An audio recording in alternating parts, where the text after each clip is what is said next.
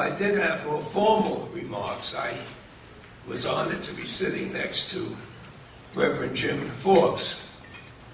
And somehow, even if you, from Lenox Avenue, the vibrations gets to you when he speaks. And he had mentioned some of his experience in order to get me to talk about mine.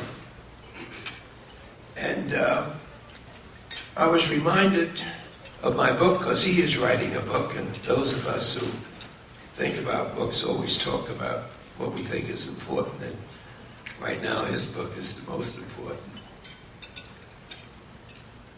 But the name of my book was that I haven't had a bad day since. And it's a very simple thing, is that I was a high school dropout in Korea, thought I wasn't going to get out. And I was able to get the GI Bill, stay on Lenox Avenue, and become chairman of the Ways and Means Committee. And every time things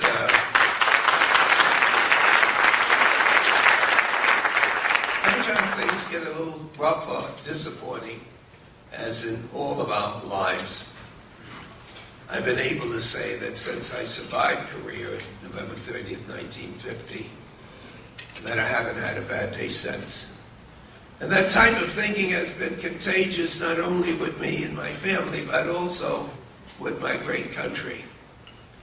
Because as we go through this fiscal crisis and see 11 million people with their dreams shattered, so many kids being pulled out of school, people losing their home, their dignity, and it doesn't look like it's going to get better anytime soon. As we talk about hundreds of billions of dollars in terms of trying to bring back America to where she used to be, as terrible as it all sounds, it gives us an opportunity to, as a nation, to preach what General Electric and Goldman Sachs and the New York Times would know, that in order to get back, we're going to have to understand the diversity in our great country. The diversity in the way we were able to shatter the walls of prejudice to elect an African-American president. And diversity to see how many doors and hearts are going to be open to our great country merely because we're able to recognize that it is not the color of one's skin that determines the contribution they can make to this life.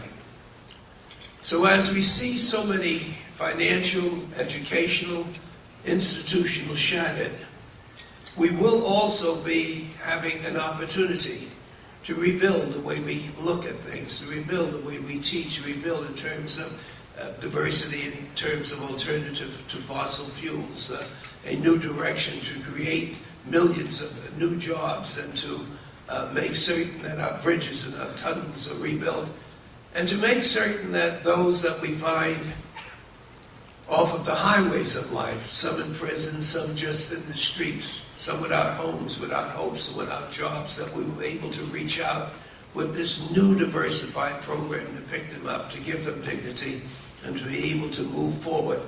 And as in the Depression, and even after World War II, we're able to take from the ashes of despair a new country, a brilliant country, and a country that once again can be the idol of countries in seeking democracy all over the world. So this morning is an example in our small way as to what we can do in America to make certain that every kid had hopes and dreams that they can aspire and succeed. But in a larger way, it's symbolic of what our great country can do, has done, and will continue to do. So even though it's rough times for so many, in a sense that we're able to do something to rebuild our country, perhaps we can join with Jim Forbes and say, and we too haven't had a bad day since. Continued success.